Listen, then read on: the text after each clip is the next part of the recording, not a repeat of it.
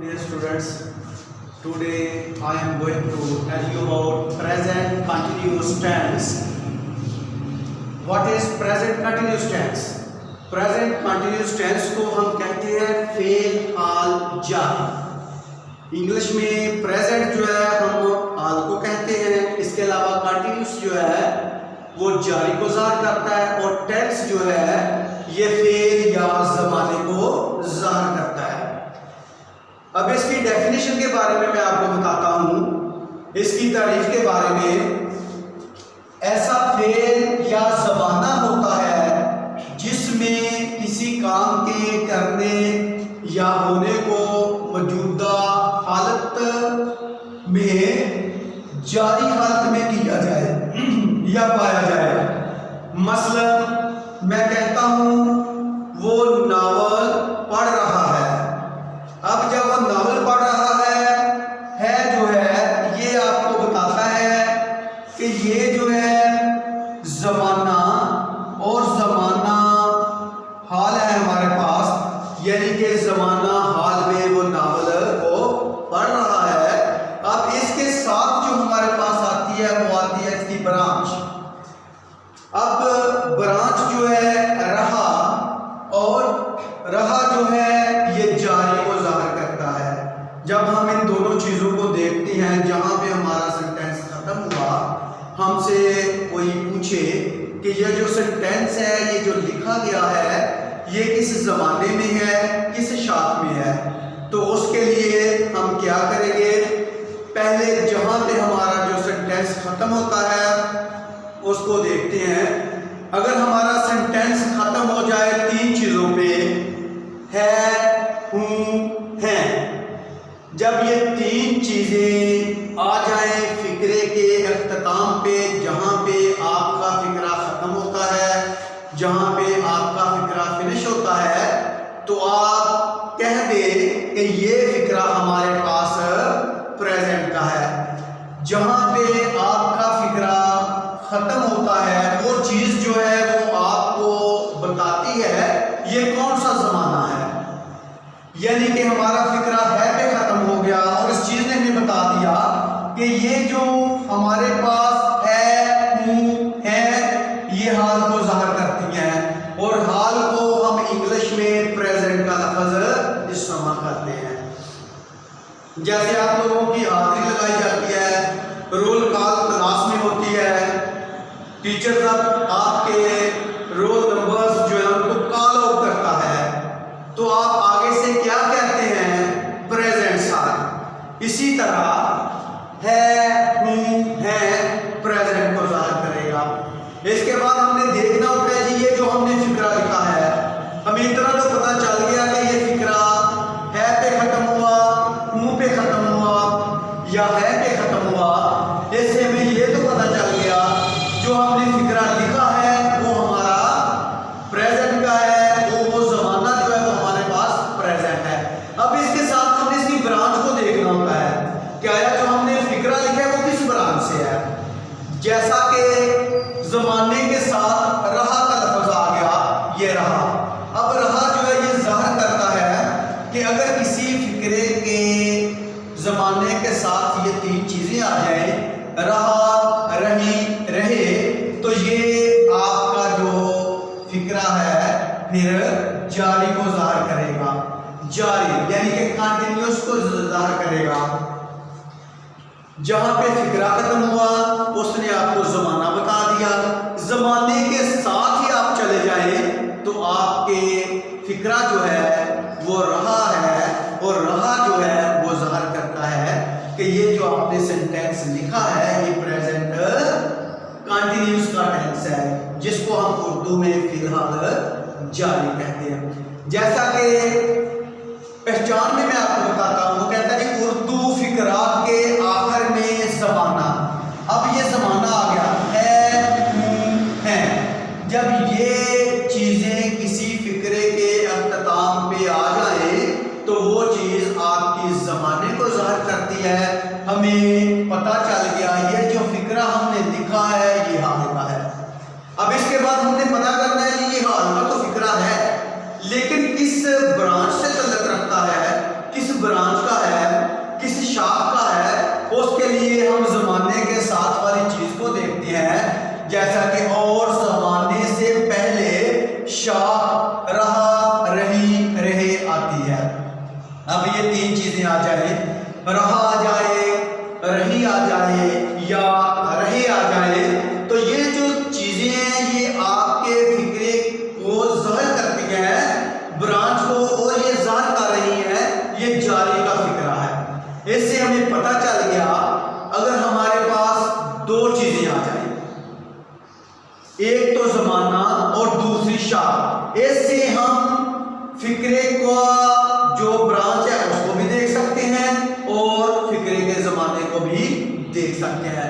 For example मैं आपको बताता हूँ, ये एक जगह था आ जाता तो माजी में चला जाना था, और रहा रहता तो जारी में रहना था।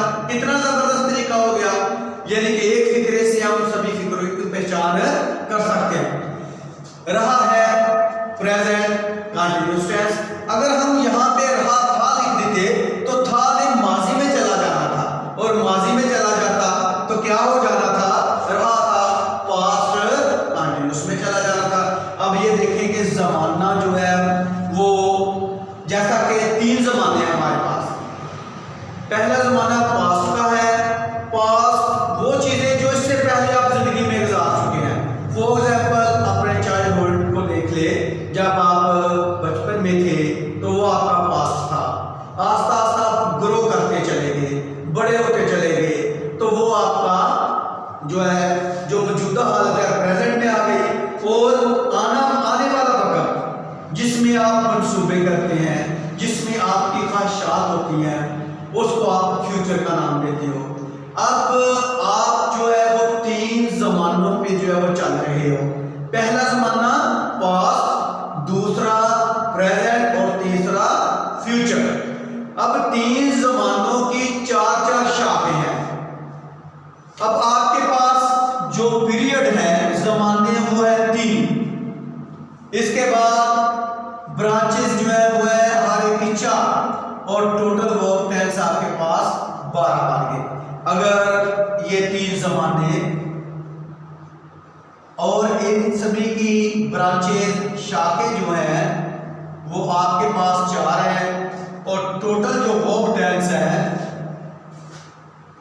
वर्क टेंस वो आपके पास कितने बन गए, 12 बन गए। ठीक है जी। इस तरह आप जो काम कंटिन्यूस में करते हैं, आपने देखना हो जमाना कौन सा है, तो जहां पे आपका सेंटेंस जो है वो खत्म होता है वो आपके जमाने को जाहिर करता है। अगर वो सेंटेंस आपका खत्म हो रहा है था, थी, थे, तो आप कह देंगे जी ये जो मैंने फिक्रा लिखा है ये माजी का है, जमाने का पता चल गया। इसके बाद अगर आपका फिक्रा खत्म होता है हूं, है, तो आप कहते हैं कि ये जो मैंने जो सेंटेंस लिखा है, जो मैंने फिक्रा लिखा है वो आपका प्रेजेंट का है। अगर वही सेंटेंस आपका खत्म हो जाता है गा, गे, गी, तो आप कह दें ये जो मैंने सेंटेंस लिखा है ये फ्यूचर का है। इस तरह आप तीन चीजों से अपने जमाने को मेंशन कर सकते हैं। इसके साथ फिर ब्रांच आती है कि ब्रांच को कैसे मेंशन करना होता है। जमाने के साथ ही आप देखें तो जमाने के साथ आपको ब्रांच मिलेगी, और ब्रांच जो है ता, ती, ते मैंने आपको पहले करवाया, वो मुतलक सिंपल को जाहिर करती है, और आज जो है वो रहा, रही, रहे ये जारी को, कंटिन्यूअस को जाहिर करती है। इस तरीके से आप फिक्रे की पहचान कर सकते हैं। अब मैं आपको बताता हूं जी फिक्रे जो हैं उनको कैसे बनाते हैं। अब फिक्रे जो है उनके बनाने का तरीका आपको बता देता हूं कि हम इंग्लिश में फिक्रा जो है उसको कैसे प्रिपेयर करते हैं।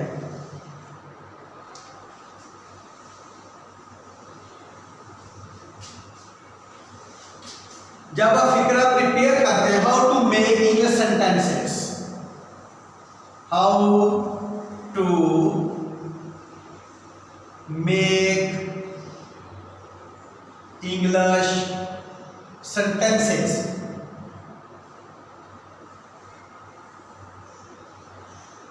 जब भी आप फिक्रा बनाते हैं, फिक्रे को प्रिपेयर करते हैं, फिक्रे को मेड करते हैं, फिक्रे को बिल्ड करते हैं, तो आपने सबसे पहले सब्जेक्ट लगाना है। इसको उर्दू में आप सब्जेक्ट कहते हो। इसके बाद नंबर 2 पे आपने हेल्पिंग वर्ब लगानी है, और इसमें हेल्पिंग वर्ब जो है वो आपकी इज, आर और एम आएगी। Is, are, am. इसके बाद आपने first verb plus ING, first verb plus ING, आपने पहली फॉर्म के साथ आईएनजी का इजाफा करना है। इसके बाद नंबर 4 पे आपने ऑब्जेक्ट लगाना है। इसको आप ऑब्जेक्ट का नाम देते हो। इसके बाद नंबर 5 पे रिमेनिंग पार्ट, और नंबर 6 पे आपने जहां पे आपने फिक्रे को खत्म करना है वहां पे आपने फुल स्टॉप जो है वो लगाना है। अब जी वो जो फिक्रा मैंने लिखा था उसको मैं दोबारा लिखता हूं। वो नावल पढ़ रहा है, वो नावल पढ़ रहा है। अब सबसे पहले आप फिक्रे की पहचान करें। जी फिक्रा है पे खत्म हुआ, और है जो है ये आपके जमाने को जाहिर करता है, और जमाना आपके पास हाल है, और है से पता चला ये जो आपने सेंटेंस लिखा है ये आपका सेंटेंस वाहद है, सिंगुलर है। जहां पे आपका फिक्रा खत्म होता है वहां पे आप फिक्रे की पहचान भी कर सकते हैं, आया कि आपका जो फिक्रा रिटन है वो सिंगुलर है या कि प्लूरल है, वाहद है या कि जमा है। अब जैसा मैंने कहा कि जमाने के साथ ही आपको शाख मिल जाती है। ये शाख और रहा जो है ये जारी को जाहिर करता है।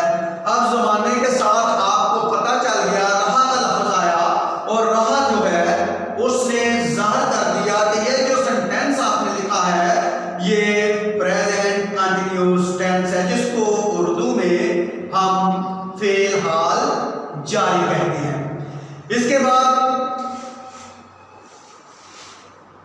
जो चीज काम करने वाली होती है उसको आप सब्जेक्ट का नाम देते हैं। अब जिसके ऊपर काम हो रहा है उसको आप ऑब्जेक्ट का नाम देते हैं, और जो किसी काम के करने या होने को जाहिर करता है उसको आप वर्ब का नाम देते हैं। इसके बाद जो सेंटेंस आपका रह जाए उसको हम रिमेनिंग पार्ट कह देते हैं, और इसके बाद फुल स्टॉप आ जाता है।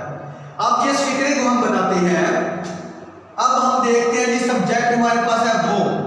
अब वो जो है ये सिंगुलर है, वाहद है, तो इसके लिए हम ही का इस्तेमाल करते हैं।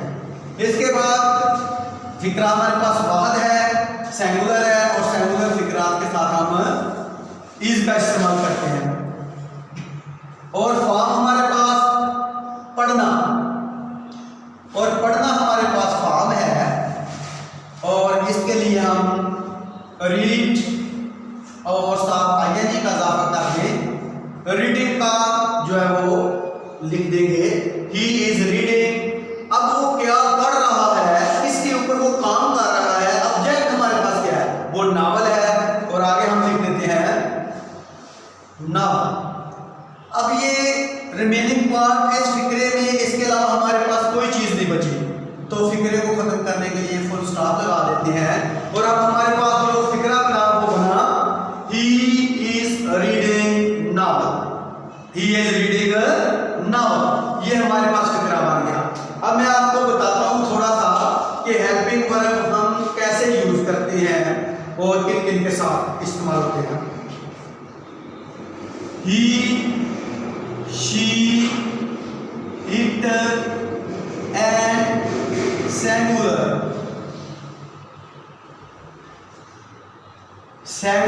सेंटेंसेस जो हैं